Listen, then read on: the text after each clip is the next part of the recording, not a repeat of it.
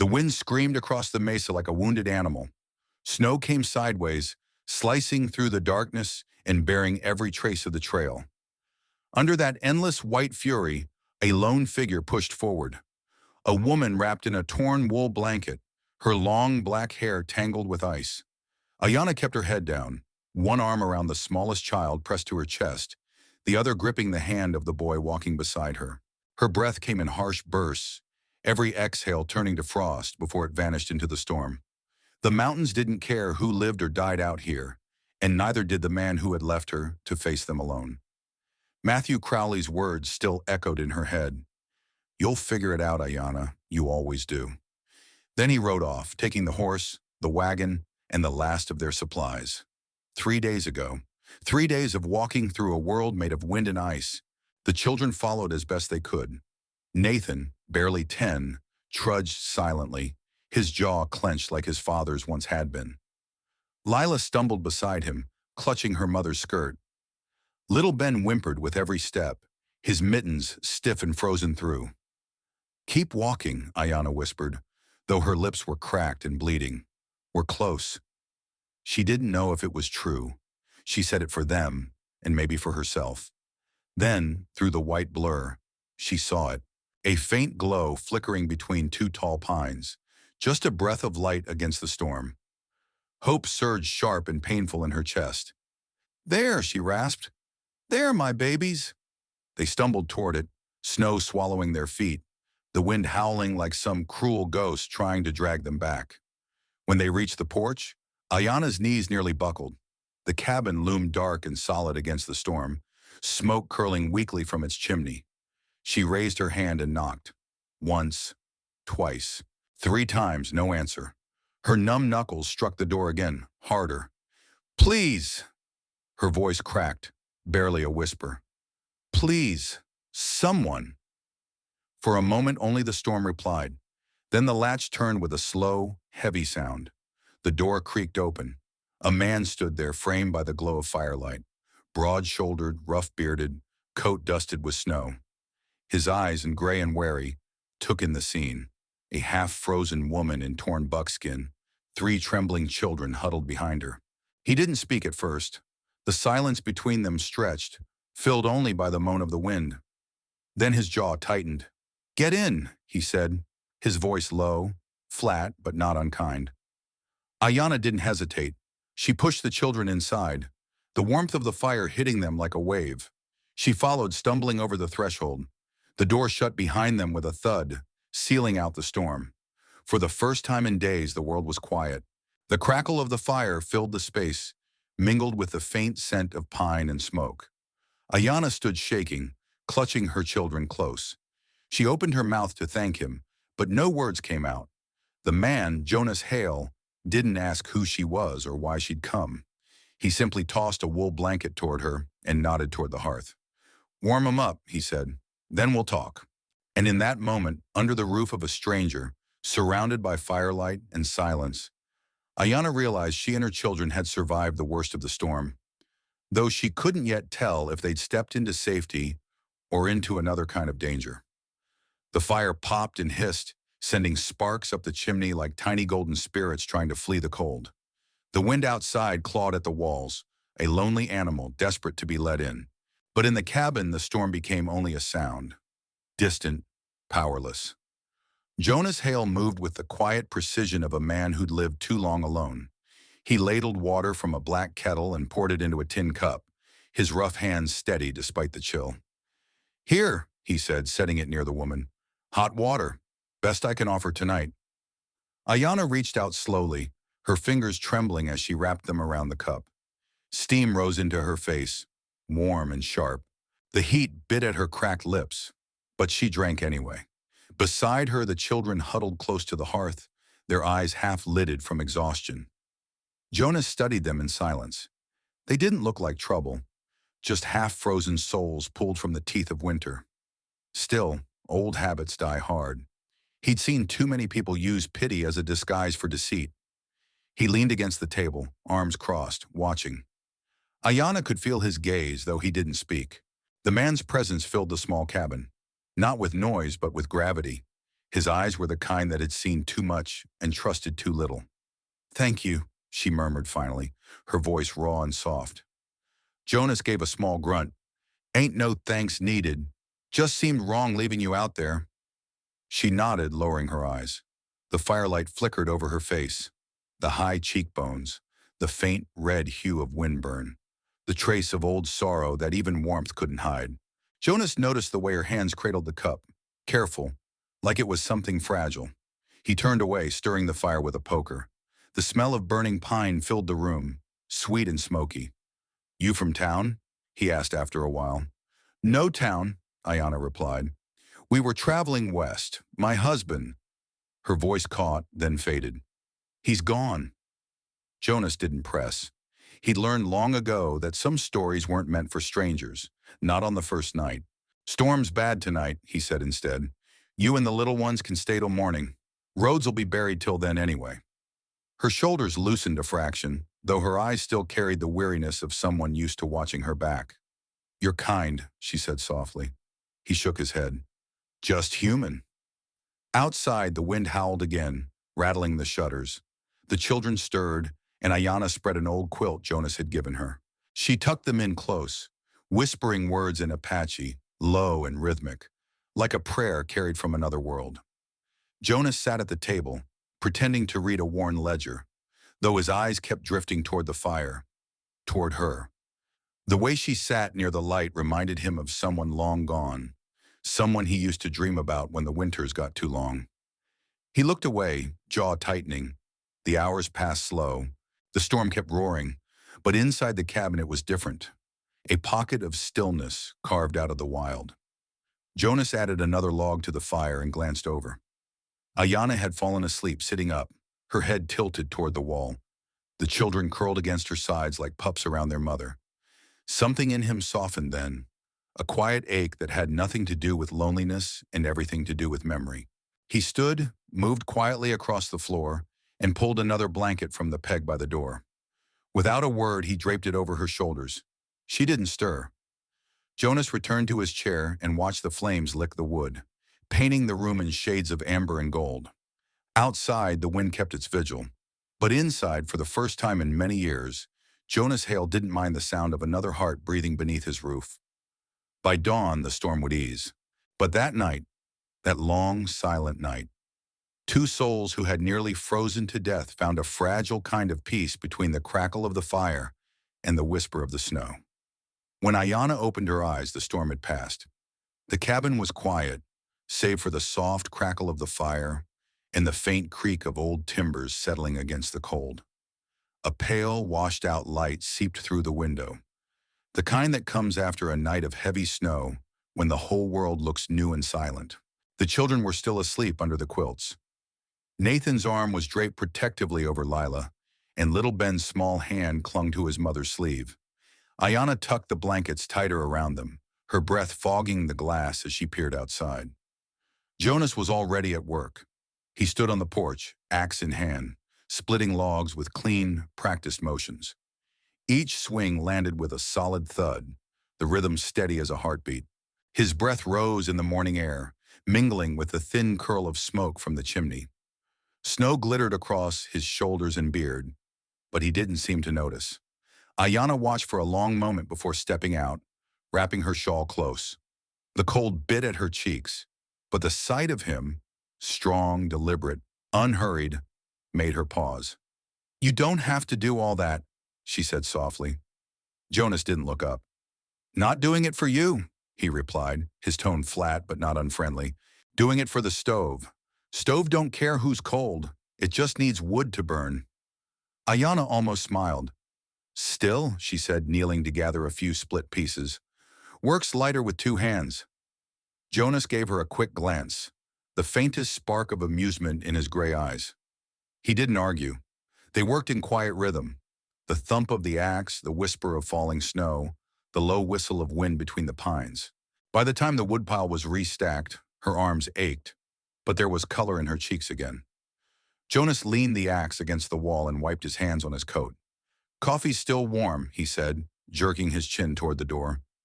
Inside, he poured 2 tin cups of black coffee and set one in front of her.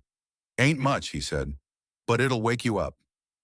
Aiyana wrapped her hands around the cup, savoring the warmth. This is more than you owed us, she said quietly. Jonas shrugged. Don't owe nobody, just don't like seeing folks freeze to death.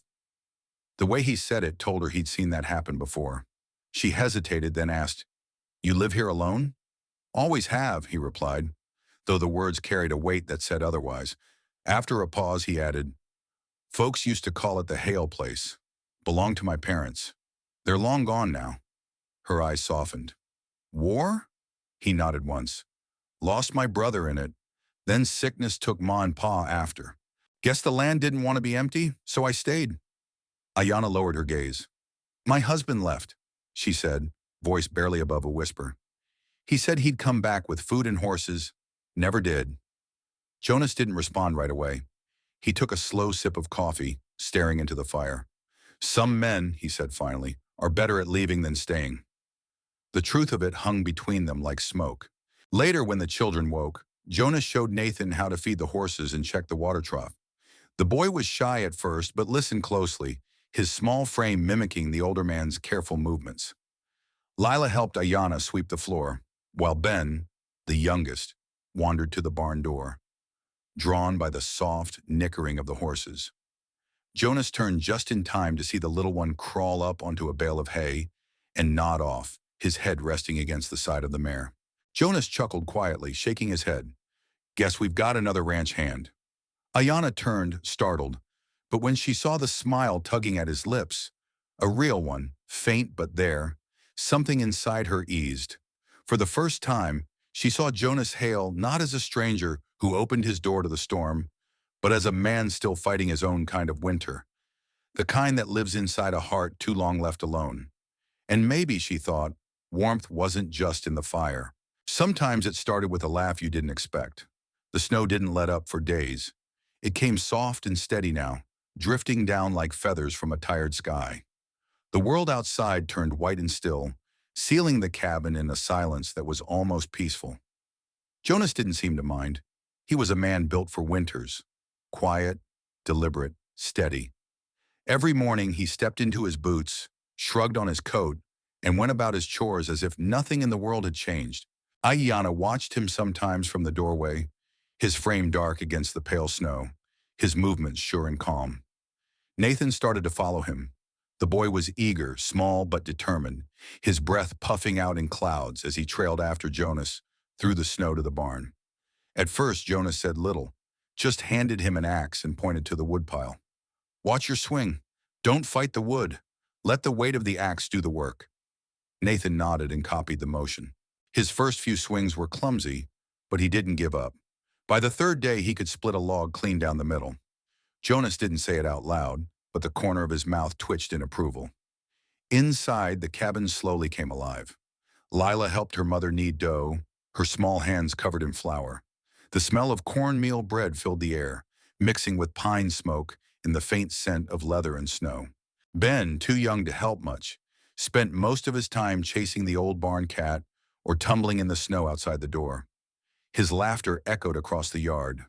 Light, pure, the kind of sound that didn't belong in a place so used to quiet. Jonas caught himself listening for it. He wasn't used to noise in his house, or to the way that noise made the place feel less empty. By evening, they all gathered near the fire. Aiyana mended torn mittens while Nathan read aloud from a battered Bible Jonas had pulled off the shelf. Lila curled up beside her mother, her dark braids catching the flicker of the flames. Jonas sat at the table, carving something small from a block of cedar. His knife worked slow, deliberate strokes, sending curls of wood falling to the floor. When he was done, he brushed the shavings aside and held out the little figure. Here, he said, handing it to Lila. It was a fox, small, sleek, and perfectly shaped, the grain of the wood giving it the look of fur. Lila's eyes widened. For me? Jonas nodded once. Reckon every brave girl ought to have a fox. They're smart and quiet, like you. Aiyana's throat tightened. It had been so long since anyone had given her children something made with care. She met Jonas's eyes across the room. He didn't say a word, just gave a small shrug, as if to brush it off. But there was warmth there, the kind that didn't come from the fire. Later, when the children were asleep, Aiyana lingered near the hearth. Jonas was cleaning his knife, the soft rasp of the whetstone breaking the silence. "You didn't have to do that," she said quietly. He didn't look up. "Didn't feel like I had to. Just wanted to." She hesitated, then smiled. Small but real. "You've got a good heart, Jonas Hale." He gave a low chuckle. "Don't spread that rumor. Folks might start showing up for supper." They shared a quiet laugh, the kind that carried more comfort than conversation. Outside, the wind sighed through the pines, and inside, the fire burned low and steady. For the first time in years, Jonas didn't dread the long night ahead. And for Aiyana, the warmth she felt wasn't just from the flames, it was from the man who had opened his door to the storm, and, without meaning to, opened something in her heart as well. By the fifth morning, the snow began to melt. Sunlight spilled across the valley, gleaming off drifts that were shrinking by the hour.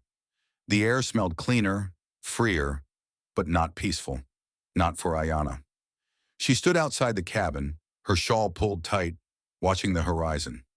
The children were inside packing the few things they had left. Her plan was simple, or so she told herself. They would thank Jonas, head south, and keep moving until they reached warmer ground. She couldn't let her family depend on kindness too long. Kindness always came with a cost.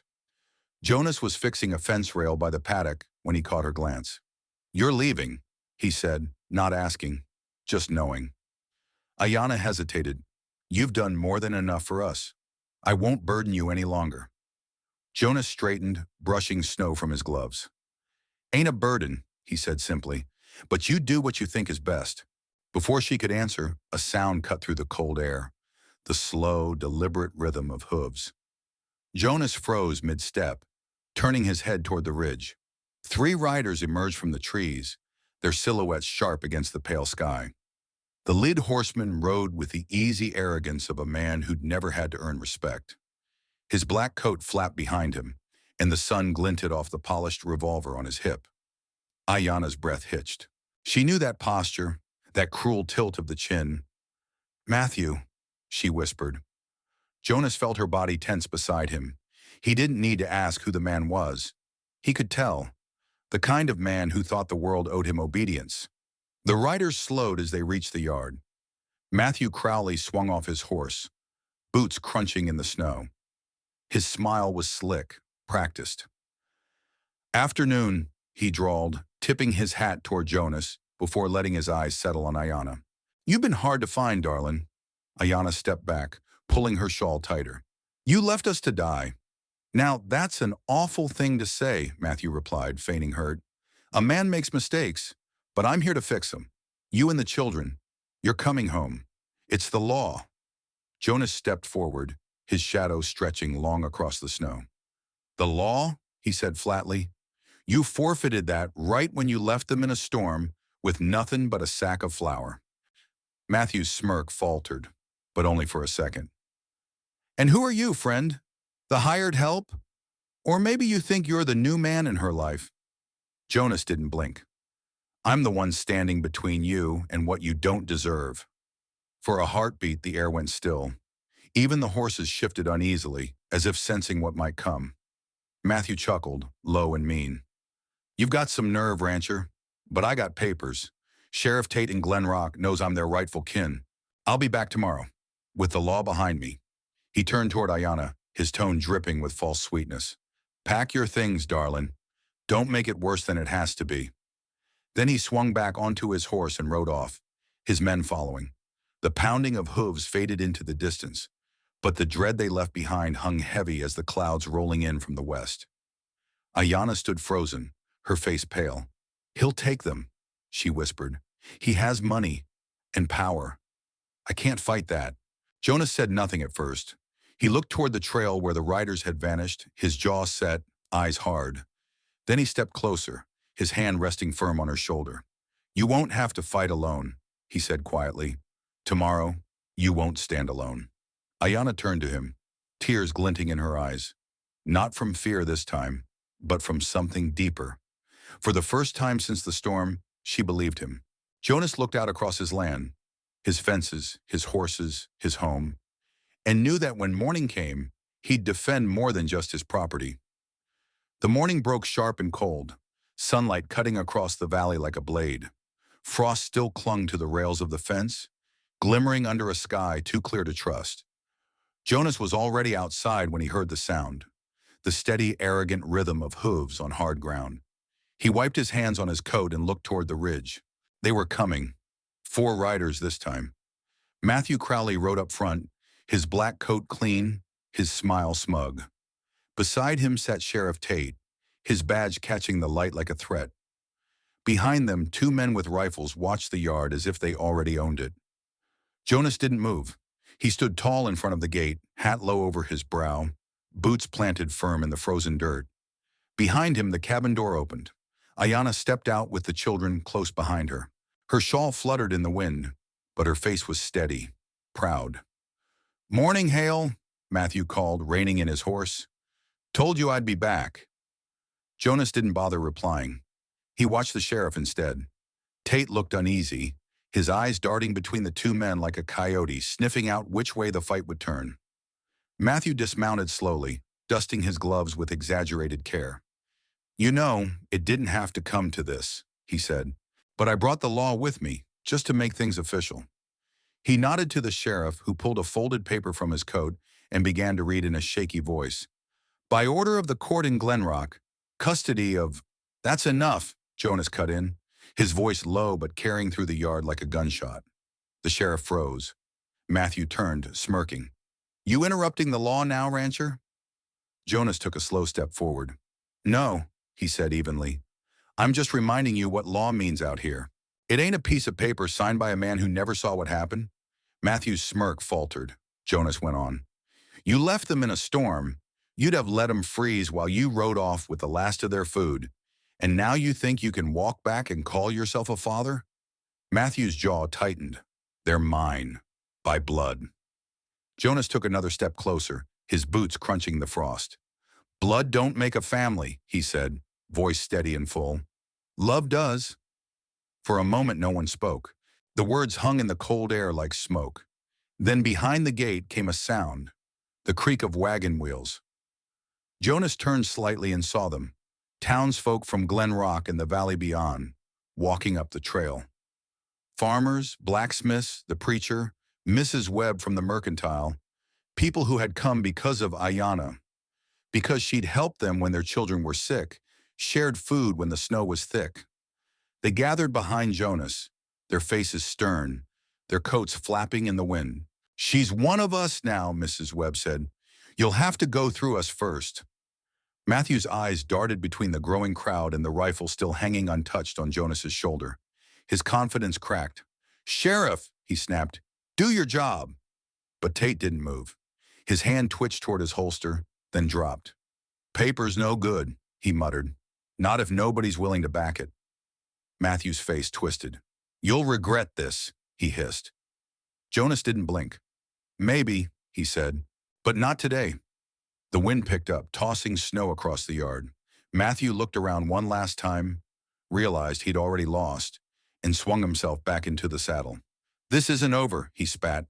Jonas tipped his hat. "It is here." Matthew wheeled his horse around and rode off, the others following. The sound of their hooves faded down the ridge until all that remained was the whisper of wind through the pines. The townsfolk lingered a while longer, exchanging nods and quiet words before heading home. No one cheered. They didn't need to.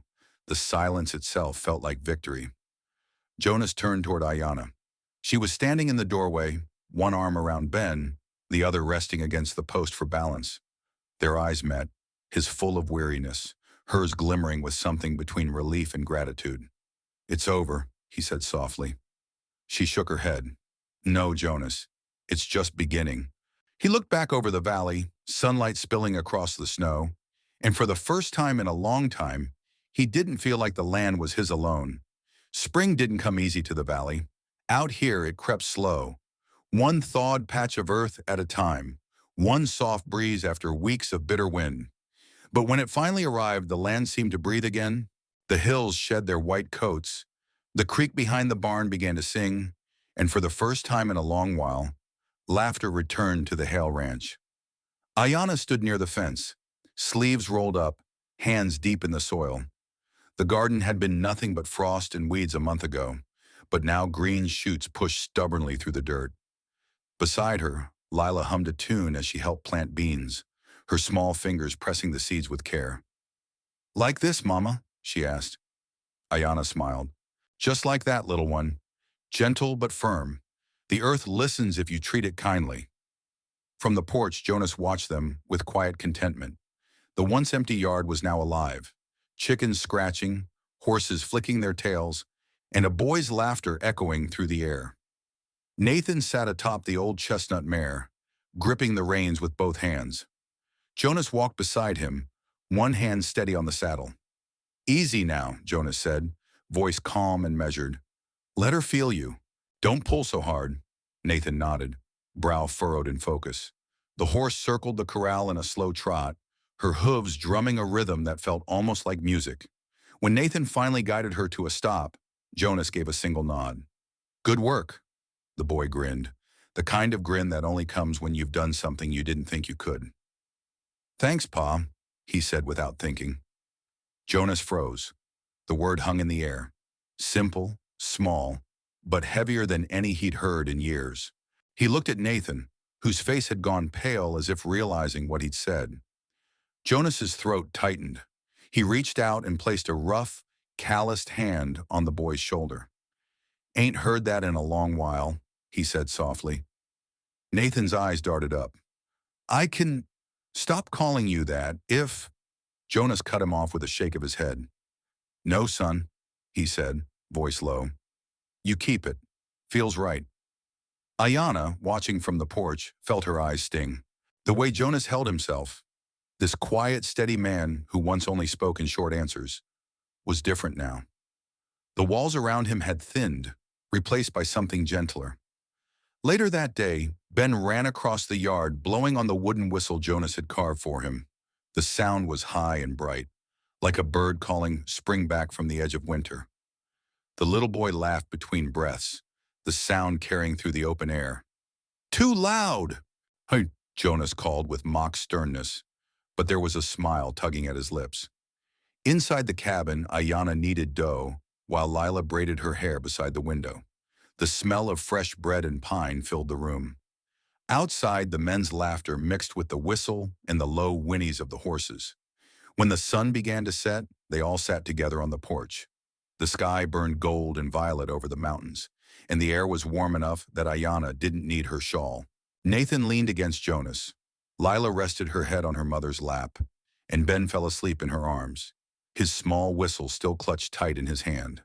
For a long while, no one spoke. They didn't need to. The silence wasn't empty anymore. It was full. Jonas looked out over the land, the ranch he'd once tended in solitude, now alive with voices, laughter, and the steady rhythm of belonging. He let out a long breath, almost a prayer. "Guess the old place finally found its heart again," he murmured. Aiyana looked at him, the fading light reflecting in her dark eyes. "No," she said gently. "You did." And as the last of the sun slipped behind the ridge, the ranch stood quiet and still. Not lonely, not hollow, just home. The fire burned low that night, glowing soft and amber inside the small cabin.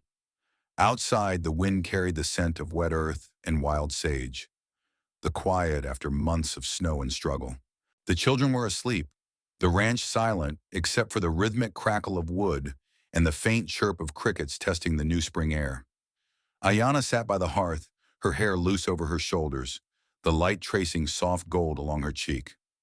Jonas sat opposite her, sharpening his old hunting knife with slow, careful strokes. They had shared 100 evenings together by now, but something about this one felt different. Stiller, more certain, as if the land itself was holding its breath. "Fire's dying down," he said quietly. She smiled. "It's done its work." Jonas nodded, setting the knife aside. For a while they just sat there, two souls used to silence, now finding peace in it rather than loneliness. "Jonas," she said finally, her voice low but steady, "do you ever regret letting us stay?" He turned his gaze toward her, surprise flickering in his eyes. "No," he said after a moment, shaking his head. "Not once." She studied him, her dark eyes searching his face. Then what do you regret? Jonas leaned back in his chair, rubbing a thumb over the worn handle of his knife. I regret thinking I didn't deserve anybody, he said softly. Spent years convincing myself I was better off alone, that this land was enough. Truth is, it wasn't the world that was empty, Aiyana. It was me. Her heart ached at the honesty in his voice. You've carried that weight too long, she whispered. He looked at her then, really looked, and for once there was no guarded distance in his eyes, only warmth, quiet and real. We've all carried something, he said. You lost your home, your people, that sorry excuse for a husband, and yet you still stand tall. Aiyana reached across the table, her fingers brushing against his rough, work-worn hand. We both lost, she said softly. But now, she paused, her voice trembling slightly. Now we have each other. Jonas didn't speak. He didn't need to. The words settled between them, truer than any oath. He turned his hand over, lacing his fingers through hers. Slow, deliberate, certain.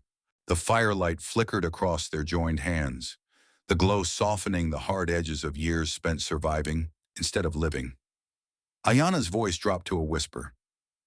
Maybe the Creator never meant for us to be alone. Maybe he was just waiting for us to find our way back. Not to the people we were, but to who we were meant to be. Jonas smiled faintly. If that's true, he murmured, I reckon I finally found my way home. She stood then, moving closer, the hem of her dress brushing against his knee. The air between them felt charged, tender and new. Jonas rose too, his height casting a long shadow over her, but his movements were gentle, hesitant, as if he feared breaking the moment. Their eyes met, his gray, hers deep brown flecked with gold. And for the first time, neither of them looked away. Aiyana lifted her hand to his chest, feeling the steady thrum beneath his shirt. Jonas, she whispered. He placed his hand over hers, the warmth of his skin grounding her. I got you, he said simply. Then she leaned in, and their lips met. Not rushed, not desperate, but slow and sure, like two hearts that had been waiting a long, long time for the same rhythm. Outside, the spring wind whispered through the cottonwoods. Inside, the fire burned steady, no longer a guard against the cold, but a witness to something quietly reborn. Two souls once lost had found not just shelter, but each other.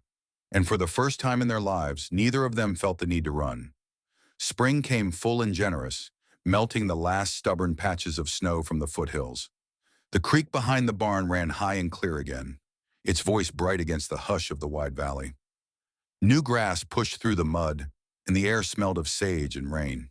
For weeks, the world had been nothing but calm, the kind that made a man believe the hard times had finally passed. Then one morning Jonas heard it, the sound of hooves on packed earth, steady and unhurried. The sound didn't belong to any of his horses. He set down the feed bucket and looked toward the ridge, his heart sinking even before he saw the rider. Matthew Crowley. He came alone this time. No hired guns, no crooked sheriff, no smug grin. His fine coat hung loose and dusty, his hat low over a face carved by regret. Even his horse looked worn thin, ribs showing through its hide. Jonas didn't reach for his rifle. He simply stood there in the yard, hands resting easy at his sides. The man before him wasn't a threat. Not anymore. Matthew dismounted stiffly, boots squelching in the damp ground. Hale, he said, his voice rough, stripped of its old arrogance. I came to see the children. Just once. I won't cause trouble. Jonas studied him for a long moment, then nodded toward the house. You can talk from here. They're inside. As if sensing the tension, the cabin door opened. Aiyana stepped out, calm but sharp as flint. Her dark hair was tied back, and the morning light caught the bronze hue of her skin. She walked to Jonas's side without hesitation, her children trailing close behind her. Matthew's eyes flicked toward them, softening just for a moment. They've grown, he murmured. Didn't think I'd ever see 'em like this. Aiyana's voice cut clean through the morning air. You don't get to call them yours, she said evenly. You left us in that storm, Matthew. You took the horse, the food, and you rode away. Jonas saved us. Not you. Matthew looked down, his jaw working. I know what I did, and I've had time to think on it. I'm not here to take them. I just wanted to. To what? She interrupted, her tone rising. Ease your conscience? You think standing here changes what happened? Jonas laid a gentle hand on her arm. Aiyana, he said quietly. She glanced at him, then nodded and stepped back, her breathing uneven. Matthew shifted his gaze to the children.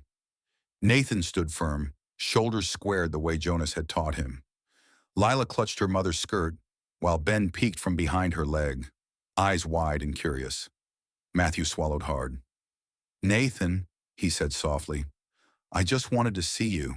One last time. The boy's voice came clear and certain. You're not my father. Silence fell over the yard. The only sound was the creek murmuring somewhere beyond the trees. Matthew blinked, the words hitting harder than any bullet. He looked at Jonas, at Aiyana, and finally back to the children, the family he'd thrown away. His shoulders sagged. I reckon you're right, he said hoarsely. Guess I lost that right a long time ago. He pulled himself back into the saddle, wincing as he swung his leg over the horse. For a long moment, he sat there staring at them. At what could have been, at what would never be again. Then with a slow tug on the reins, he turned his horse toward the ridge. Aiyana watched him go, the morning sun spilling across her face. Nathan reached for her hand, and she squeezed it gently. Jonas stood beside them, saying nothing. The sound of hooves faded into the wind until there was nothing left but birdsong and the whisper of the creek. He's gone, Nathan said quietly. Jonas nodded, for good this time. And as the family turned back toward the house, their house, the air felt lighter somehow, the past at last buried beneath the soft, forgiving earth of spring. A full year had passed since the storm, the one that had changed everything. The valley no longer looked like the lonely stretch of land it once was. Wildflowers painted the hillsides in yellow and violet, and the creek sparkled under the afternoon sun. Horses ran free across the pasture, their manes flashing like ribbons of light. The air was thick with the scent of grass, fresh bread, and laughter, a sound that had become as natural to the Hale ranch as the wind itself. Jonas stood near the front gate, sweat on his brow and a hammer in his hand. He was carving something into a broad cedar plank, his strokes slow and sure, the smell of the wood mixed with the warm air. When he stepped back to look at it, the words caught the light. Hale Ranch, est by family. Aiyana came up behind him, her hand still dusted with flour from the kitchen. She stopped, eyes tracing the letters, and for a long moment she said nothing. Then she smiled, the quiet kind that reaches deeper than words. It's beautiful, she whispered. You built all this from nothing. Jonas shook his head. No, he said softly. We did.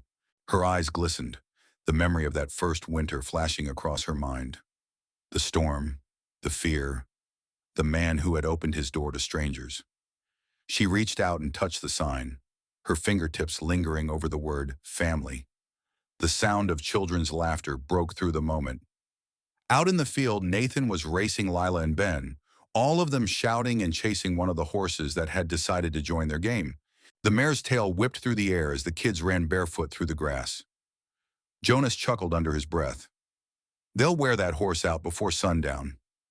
Aiyana turned to him, her voice gentle. You know, for the longest time, I didn't think we'd ever feel safe again. I thought life would always be about surviving.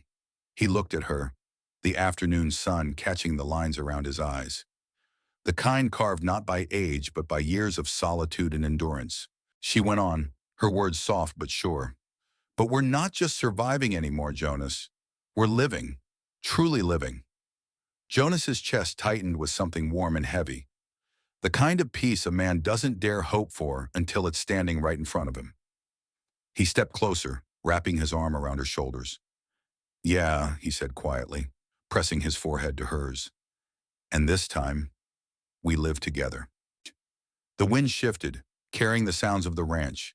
The clatter of hooves, the rustle of wheat, the echo of children's laughter rolling down the valley. The sun dipped low, painting the sky in copper and rose. Aiyana leaned into his chest, her hand resting over his heart. Jonas looked out over the land, their land, and felt a kind of stillness he'd never known before. From the porch, Nathan's voice carried through the evening. "Supper's ready." Jonas smiled. "Guess that's our cue." They walked back toward the cabin hand in hand, the last rays of light washing over them, the carved sign swaying gently in the breeze. As the camera of memory pulled back, over the fields, the glowing windows, the laughter spilling into the open air, a single line seemed to linger in the wind, as if written by the land itself. Not every family is born of blood. Some are carved by kindness and chosen by love.